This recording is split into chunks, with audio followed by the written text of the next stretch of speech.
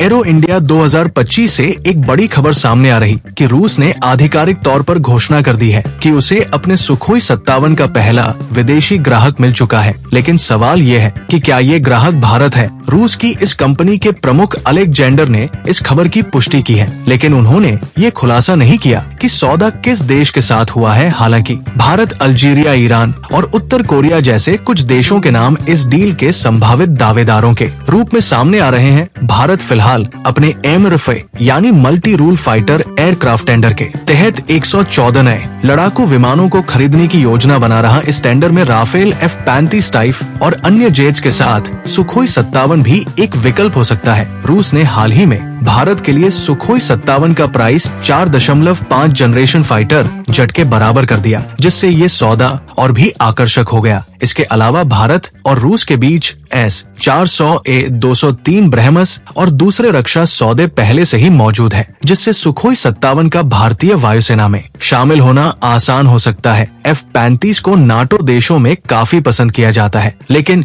Sukhoi 57 speed, weapon load और super capability में बेहतर साबित हो सकता है। भारत को F-35 की जगह से कोई 57 क्यों चुनना चाहिए? इसके पीछे के कई कारण हैं, जैसे F-35 की तुलना में सुखोई 57 की लागत कम है। भारत और रूस पहले से ही कई रक्षा प्रोजेक्ट में सहयोग कर रहे हैं एक दूसरे का। अमेरिका F-35 देने से पहले भारत पर कई पाबंदी लगा सकता है, जबकि रूस ने अभी तक कोई शर्त नहीं रखी है। अब अगला सवाल ये है कि क्या भारत को सुखोई 57 खरीदने पर प्रतिबंध लगेगा? अगर भारत सुखोई 57 खरीदता है तो अमेरिका के कासा के तहत प्रतिबंध लगाने की संभावनाएं बढ़ सकती है। हालांकि भारत पहले भी S-400 मिसाइल सिस्टम खरीदने के बावजूद इन प्रतिबंधों से बच चुका है। अमेरिका ने भारत को F-35 की पेशकश नहीं की है, लेकिन अगर भारत सुखोई 57 लेता है तो अमेरिका इस डील को प्रभावित करने की कोशिश कर सकता है। अब अगला सवाल ये है कि सुखोई 57 भारत के लिए सही विकल्प है क्या? दरअसल भारत के पास पहले से ही सुखोई AU-30, MKI MiG-29 और दूसरे फाइटर जेट्स है, और सुखोई 57 को शामिल करने से भारत की वायुसेना को एक 5th जनरेशन फाइटर जेट मिल सकता है, जो चीन और पाकिस्तान के खिलाफ एक मजबूत रणनीतिक बढ़त देगा। रूस ने भारत को सुखोई 57 का अपग्रेडेड इंजन